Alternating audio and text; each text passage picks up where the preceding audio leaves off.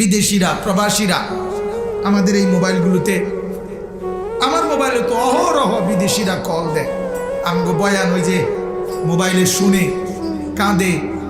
তো বলে, আজকেও এক লোক কাঁদা বলছে যে হুজুর বাড়িতে সবার কাছে বলতে পারি না যে কি কষ্টে আছি, কি পেরেশানিতে আছি, কি অস্থিরতায় আছি জিন্দিগিটা।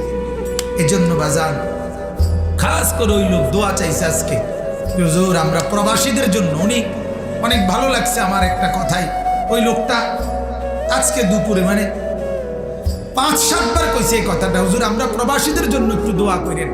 মানে নিজের জন্য বলেন, একলা বারবার বলছে, যে সবাইকে নিয়ে বলছে আমরা প্রবাসীদের জন্য একটু দোয়া করেন হুজুর, আমরা অনেক বেশি পেরেশানিতে আছি, অনেক টেনশনে আছি, বাড়িতে যাইতে আসতে পারতেছে না, আর্থিকভাবে ওইভাবে টাকা পয়সা মিলাইতে পারতেছে না,